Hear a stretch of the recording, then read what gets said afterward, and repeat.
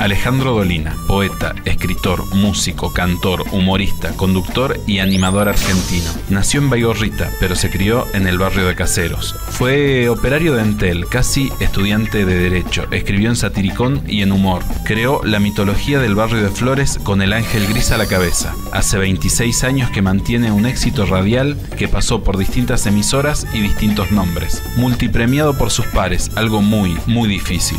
Seguido por miles que lo convirtieron en artista de culto, respetado desde la derecha a la izquierda por su fama de intelectual. Sin embargo, es un negro peronista desde los 20 años, aunque dice que es muy difícil serlo. Hoy, en No Habrá Más Penas ni Olvido, homenaje a Alejandro Dolina, el ángel gris, el rey de la radio de 12 a 2 de la mañana. Con ustedes, el negro, simplemente el negro Dolina. Era un programa teatral dirigido por Ariel Cortázar, eran muy buenos actores, y la gente mandaba una historia de cómo habían conocido las mujeres a su marido, y después un equipo de autores teatrales lo dramatizaba y lo representaban actores de la radio. Y mi vieja mandó primero con un nombre falso, con el nombre de mi tía Dora, lo peor. Contó que ella era ciega, que había quedado ciega en un accidente y que la había operado un médico, y ella se había enamorado de la voz de aquel hombre, de la conversación, de qué sé yo qué, y finalmente ella había recuperado la vista y se habían casado y eran muy felices. ¡Punga, no! Entonces tenía que demostrar. Llaman por teléfono y dice: mire señora, ¿por qué no vamos a su casa con Ariel Cortázar y usted nos cuenta todos los detalles para que lo dramaticemos? Y mi viejo le dijo: no, porque ahora no las puedo atender. ¿Por qué? Dice: porque estoy embarazada. Bueno, entonces vamos a ir y le vamos a llevar unos productos de la firma anunciadora. Bueno, mi vieja no los pudo disuadir y vinieron a casa y mi vieja se puso un almohadón y además se hizo asistir por mi tía Dora, por otra, para que más o menos mantuviera... ¿Tu papá estaba al tanto? Mi papá estaba laburando y no sabía nada, pero esperá. Entonces viene, a mí me encerraron en la cocina y me prohibieron pasar a la sala bajo ningún motivo. Chico, creo que quería pues yo tenía mierda. unos 10 años, claro. En aquel entonces tenían miedo de que yo dijera alguna cosa. Entonces me encerraron ahí y me dice: bueno, te aparezca hasta que no se vayan estos tipos. Y qué sé yo, bla, mire, ¿aquí qué le parece una cortina musical? Y dígame, ¿a dónde iban? ¿Consumir nosotros? ¿Qué sé yo? Unas mentiras atrás de la otra. Y en eso, mi viejo, que llegaba siempre a la noche, por alguna razón, justo ese día llegó temprano y no sabía nada. Entonces se oye un caminar, mi viejo. Mi tía Dora se adelanta, lo besa a mi viejo y se lo presenta a Ariel Cortázar y dice: mi marido. Entonces mi viejo entra, se encuentra con que mi tía lo presenta como su marido, se encuentra con mi vieja embarazada. Con vos encerrado. Y conmigo encerrado en la cocina, a donde vino a dar también. Metete en la cocina. No aquí. Jodas. Negro, ¿qué está pasando acá? No sé, de que yo me dijeron que me quedara acá. Yo empiezo a leer a Jauretche y a Scalabrini, pero especialmente a Jauretche, y entonces me hice peronista.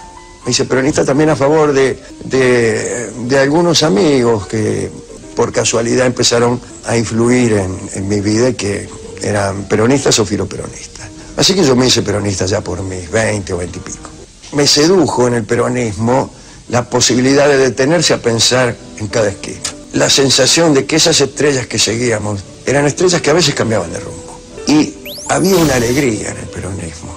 Y había hasta un cinismo en el peronismo. Era posible rastrear el propio desatino. Y el líder del peronismo era un señor que era muy amistoso con las paradojas. Eso me sedujo mucho más que la austeridad del marxismo. Yo no sé si me afiliaría al PJ o si me interesa la interna del partido, que casi es como una contradicción.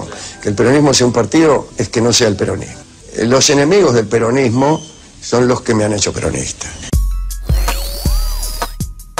Si hay algo para la que yo no me preparé, es para la radio. Yo nunca quise ser, o lo deseé con querer, debo haber querido, porque yo me sentaba cuando era chico, en un umbral a querer, a desear y a soñar. Si vamos a querer un poco, entonces lo he querido todo. Debo haber querido ser un hombre de radio, pero también he querido ser campeón mundial de los Welter Junior y nunca me preparé para eso. Tampoco me preparé para ser un hombre de radio. Y un día de casualidad apareció la posibilidad de hacerlo y en realidad creo que ni siquiera me convertí en un hombre de radio, sino que la radio fue tan generosa conmigo que transmitió por radio mis pequeñas destrezas de narrador y de músico. Y el programa que hacemos nosotros no es un programa de radio.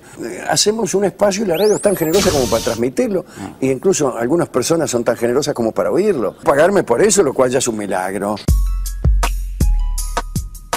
Yo he resuelto, después de un extravío, bancar a Maradona en esto. Te voy a contar. ¿Sabe por qué? Por personas como usted.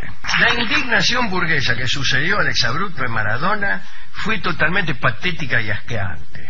Un mundo totalmente hipócrita. El mundo de la radio, donde usted escucha eso que dijo Diego bajo emoción violenta, lo escucha libreteado, lo escucha repetir en todas partes. Esa indignación burguesa me hace ponerme inmediatamente, pero inmediatamente en la vereda de enfrente. De un tipo que lo dijo obnubilado por el momento, por la emoción, por su propia historia, por su propia condición. Y después fue repetido ad nauseam por todos los noticieros, con subrayados, con subtitulados, con reduplicaciones, con ampliaciones, con circulación por internet, por tipos que no estaban ni obnubilados, ni estaban en estado de emoción violenta, ni estaban perturbados por ninguna cosa, sino que lo planearon 19.000 veces. Esos tipos ahora se ponen en la superioridad moral de preguntarme a mí si todavía lo defiendo a Maradona. Si es contra ustedes, lo defiendo. Lo defiendo totalmente. Y que también nos hace quedar ante la prensa mundial. Cipayos provincianos que quieren quedar bien con sus supuestos amos europeos. Yo no tengo ningún interés en quedar bien ante la prensa mundial. No es esa la obligación que tenemos nosotros. ¿Qué tenemos que quedar bien ante nadie? ¿Ante quiénes? ¿Ante los gobiernos que aniquilan a sus enemigos? ¿Dónde está el reservorio moral de la humanidad? ¿En los Estados Unidos? Yo creo que las cosas han cambiado. Seguimos en el infierno, sí, pero camino de la salida. Hay otras actitudes en la gente. Hace 22 años se decía públicamente que habían muerto las ideologías. Las ideologías han muerto, quiere decir que no vale la pena tener un pensamiento político demasiado profundo. Las juventudes estaban alejándose cada vez más no solo de la política, sino de todo aquello que es colectivo. Los sueños de todos, lo que es de todos.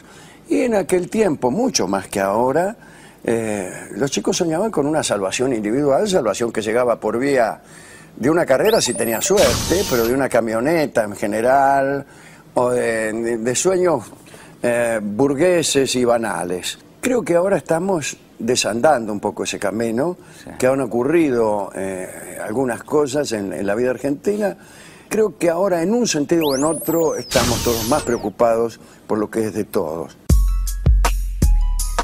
Estoy a favor de la ley de medios. Yo creo que esta confrontación que hay entre los medios concentrados, que han adquirido prácticamente la forma de un partido político, y el gobierno, sucede porque, como nunca, el gobierno ha tomado una posición política, enfrenta a ciertos poderes, enfrenta a las corporaciones, y pone en el ámbito oficial opiniones y acciones que antes solamente tenían sentido en la vereda opositora, soñadora o utópica. A nadie se le hubiera ocurrido, señalo, bajar los cuadros de Videla, sino en una pizzería de maximalistas futboleros. Este llevó eso al plano oficial. Confrontó, pero no confrontó por el gusto de confrontar, como podría ocurrírsele al amigo Nelson Castro. Confrontó porque sus políticas son confrontativas. Si vos crees que el gobierno debe intervenir en los mercados, manejarlos a partir del impuesto, a partir de la regulación y a partir de la limitación de ciertas libertades. ¿Qué libertades? No las libertades individuales, la libertad de que algo sea rentable ad infinitum. En contra de lo que venía ocurriendo, que es un mercado libre, una cosa neoliberal, en donde cada cual prosperaba en la medida que podía, Bueno, cuando vos cambiás ese enfoque y el Estado empieza a intervenir, la reacción es siempre esta. No la esperábamos, no se produjo antes, porque nadie antes hizo eso. Todos los gobiernos que yo he conocido pactaron con esas corporaciones, con ese empresariado. ¿En qué cabeza cabe que las confrontaciones políticas se producen por cuestiones de carácter? Mentira, mentira. Lo importante son las políticas. O sea, a mí me gustaría que la discusión fuera política. Y que alguien dijera, bueno, señores, esto que hacen ustedes está mal, porque, por ejemplo, el liberalismo tiene estas y aquellas ventajas. La libertad de mercado es así y así. Bueno, fenómeno es una discusión política, pero si vos me decís... Con la muerte del expresidente saltaron las políticas, ¿no? Claro, saltaron las políticas sin que se dieran cuenta, claro, sin que nosotros nos diéramos cuenta. Porque al historiar, cierto que este tipo había una ley de educación, cierto que este tipo de la salud, cierto que bajó los cuadros de Videla, una política de derechos humanos. Cierto que antes había una Corte Suprema. Cierto, la SAFIP. Bueno, entonces tan malo no era. En el caso de la presidenta también hay que decir que por primera vez asistimos a un episodio en donde el poder político es uno y el poder económico es otro. Normalmente esto venía, esta es una de las cosas que ha ocurrido, que es nueva, esto venía parejo. Los gobiernos han sido, en mayor o menor medida, acompañantes del poder económico, con alguna clase de discrepancia, pero mínima, de ángulos. Aquí no, acá el poder económico está en un lugar y el poder político está en otro. Esa es la primera vez que ocurre en todos estos años, y en la historia argentina, cuando mucho, la segunda.